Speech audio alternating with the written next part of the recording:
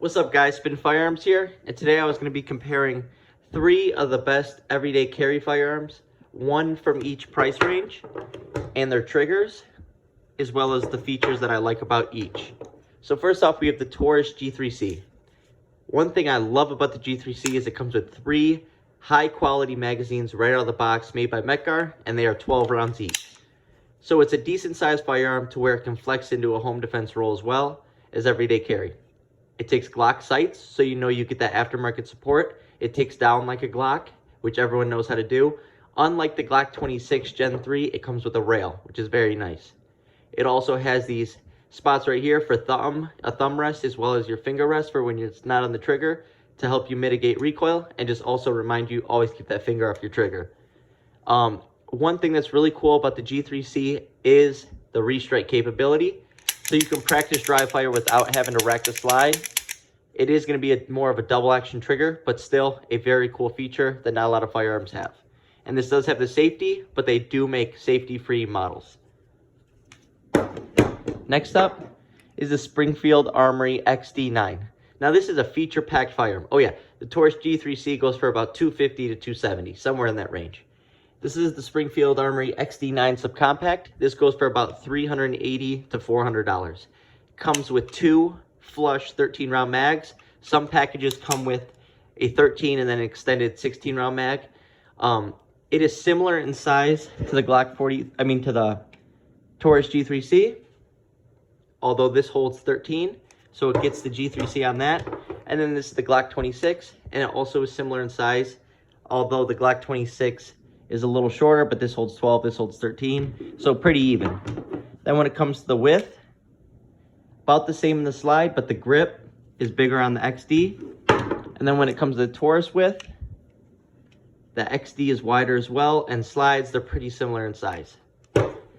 The difference with the XD9, which you can take this as a positive or a negative, is its weight. It is super heavy, but that heaviness allows it to be very, very smooth shooting, very little recoil, because all that weight is in the slide. As you can see where it gets bigger down here, that adds a lot of weight to it. It's almost like having a heavier guide rod or something like that. So when it comes to the features, like I said, it comes with a lot. It comes with great 3-dot sights right out of the box, which are great. It comes with very nice rear serrations. It comes with a grip safety, which some people hate. I actually really like this firearm as a first carry firearm because it gave me extra protection when I thought about carrying appendix and realizing this is going to be pointing down below, and that's a little scary at first when you're carrying with a round in the chamber. You got a witness hole, you got a loaded chamber indicator, you got a rail. This is an awesome feeling firearm in the hand as well, and I've had 0 issues when it comes to reliability with it. Also had 0 issues with the G3C. But this, like I said, this is probably the smoothest shooting out of all of them, but not as accurate as the Glock 26. Now we'll come down to the Glock 26 here, and then we'll get to the triggers. The Glock 26 is a very, very good firearm. This is around $500 to get this. You do have to change the sights right out of the box, which with the Taurus and the Springfield, I don't think you need to. But like I said, this is the 12-round setup. And the thing I love about the Glock 26 is it's been around for so long. This thing has been tested and proven reliable, and it has been in my case. That's why it's my favorite firearm out there. Like I said, all 3 of these are great firearms that can flex into bigger roles than they are, like home defense. You can get 15-round and I believe 17-round mags made by Metgar for the Taurus. Like I said, this can come with a 16-round extended mag. And then for the Glock 26, you can go all the way from 10 rounds to 33 rounds, all Glock OEM mags. So now we'll go to the triggers. Out of the 3, it's basically up to you, but the 2 best triggers are going to be between the XD9 and the Glock 26. I'll show you guys the Taurus G3C trigger first. That first trigger pull is going to be a lot of take up. I mean, that is a lot. It's going to be pretty far, but then a pretty crisp break. Now reset is actually pretty short, which is nice, but it's that first shot that causes the trigger to be a little sketchy. But after that, it's nice, and like I said, you have the restrike capability if you have a light primer strike, but it will be a double action trigger pull. Now we'll move to Springfield Armory XD, which has a pretty decent trigger as well. Not as much take up, not as much creep, but very crisp break and it is a pretty short reset. The thing about this firearm is, in order to get that trigger off, this grip safety has to be depressed, I'd say about 50%. But anybody who gets a decent grip on the firearm is going to have zero issues. So we'll try that one more time. It's just, it's much lighter than the Taurus as well.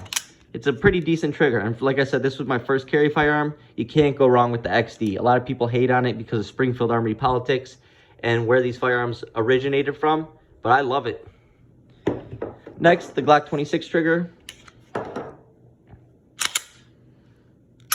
So not as much take up. I'll do that first one again so you guys see it. I mean, that's barely nothing, barely anything. And then boom, very crisp. The shortest reset of all of them. Look at this reset. Very easy to get follow-up shots off. Very audible and not as spongy.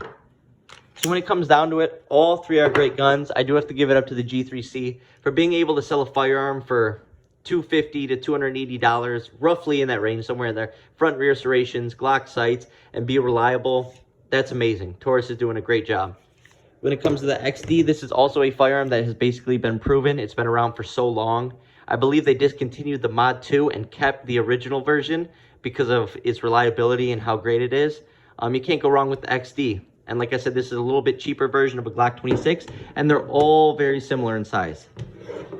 When it comes down to the Taurus in size and the Glock 26, the Glock 26 does beat it in length, but it is going to be a little wider than the Taurus. Both of them had 12-round magazines in.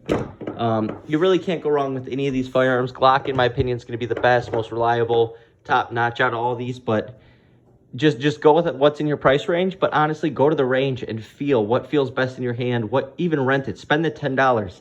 You're doing your own little research by spending that $10. You might save yourself money in the future if you realize, hey, I don't like the G3C or I don't like the Glock 26. Go to your range, rent the firearm, test it out. At least go feel it before you buy it, and you might be surprised which one you choose. Thanks for watching.